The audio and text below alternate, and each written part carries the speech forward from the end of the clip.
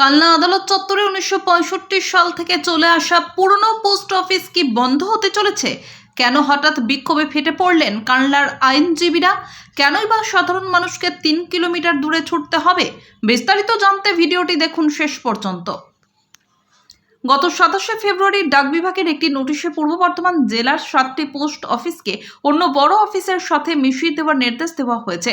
আর এই তালিকায় রয়েছে কালনা আদালত চত্বরের এই গুরুত্বপূর্ণ পোস্ট অফিসটি। এই সিদ্ধান্তের প্রতিবাদে শুক্রবার কালনা মহকুমা শাসকের দপ্তরের সামনে সমবেত হয়ে বিক্ষোভ দেখালেন আইনজীবীরা। বিক্ষোভ শেষে সরব হন প্রবীণ আইনজীবী প্রভাত কুমার সাহা, মলয় কুমার পাঁজা ও অরূপ ভট্টাচার্যেরা। তাদের দাবি, আদালতের মামলার প্রয়োজনে প্রতিদিন প্রচুর রেজিস্ট্রি ও স্পিড পোস্ট করতে হয়। সাধারণ মানুষের সঞ্চয়, সেভিংস অ্যাকাউন্ট এবং আরডির কাজ এখান থেকেই হয়। অফিসটি সরে গেলে বিচার প্রার্থী ও আইনজীবীদের 3 কিলোমিটার দূরে কালনা মুখ্য ডাকঘরের ছুটতে হবে, যা চরম হয়রানির কারণ। বাইট আইনজীবীদের হুঁশিয়ারি, যদি এই স্থানান্তর প্রক্রিয়া বন্ধ না হয় তবে আগামী দিনে তারা আরও বৃহত্তর আন্দোলনের পথে নামবেন। সাধারণ মানুষের স্বার্থেই লড়াই কতটা ফলপ্রসূ হয় এখন সেটাই দেখার। কালনা থেকে রীতা ভট্টাচার্যের report, crime press Bengal. Post অফিসকে সরানো চলছে না, চলবে না।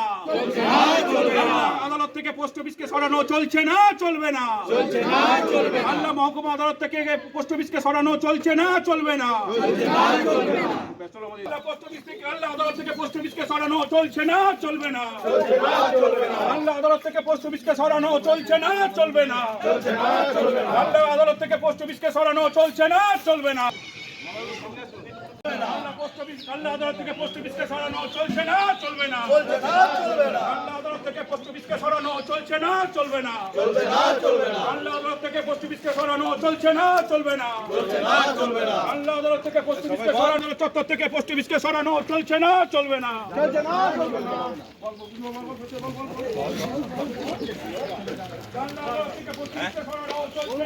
কি বলছিস? যাওয়া উচিত।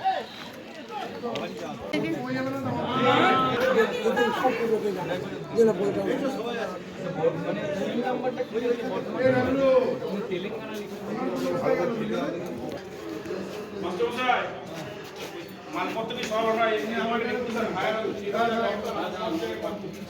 ঠিক এই যা ওরা যে পোস্টটা করেছে এখানে বলতে দিই তো নিয়ে আয় পাওয়া যাচ্ছে না জানা যাচ্ছে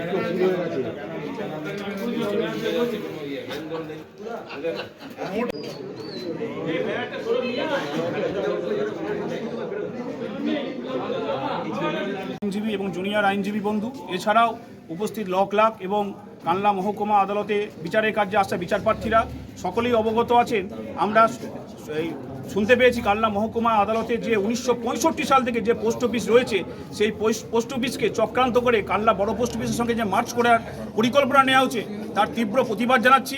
যে এই পোস্ট অফিসে শুধু আইনজীবীরা সঙ্গে যুক্ত নয়, এই চারপাশে সারাউন্ডিং এরিয়ায় যত এই এলাকার লোক প্লাস আদালতের কাছে আসে বিচার প্রার্থীরা, আদালতের যে গুরুত্বপূর্ণ রেজিস্ট্রি, এছাড়াও ফিক্সড ডিপোজিট থেকে আরম্ভ করে যে সমস্ত বিচার প্রার্থীরা জামিন নেন, তাদেরও লোকাল সিউরিটি দেওয়ার জন্য কিষাণ বিকাশ পত্র জমা দিতে হয়। এই গুরুত্বপূর্ণ জায়গায় এত বড় একটা গুরুত্বপূর্ণ মহকুমা আদালতের 4টে থানা নিয়ে কালনা মহকুমা আদালত, সেই জায়গায় একটা গুরুত্বপূর্ণ পোস্ট অফিস, সেই গুরুত্বপূর্ণ পোস্ট অফিসকে কালনায় আরও কম গুরুত্বপূর্ণ পোস্ট অফিসকে সেগুলোকে না তুলে একটা খুব গুরুত্বপূর্ণ পোস্ট অফিসকে এখান থেকে তুলে বড় পোস্ট অফিসে মার্চ করা, কালনার মহকুমা আদালত থেকে 3 কিলোমিটার দূরে সেই পোস্ট অফিসে গিয়ে বিচার প্রার্থীরা প্রতিনিয়ত হয়রানির শিকার হবেন।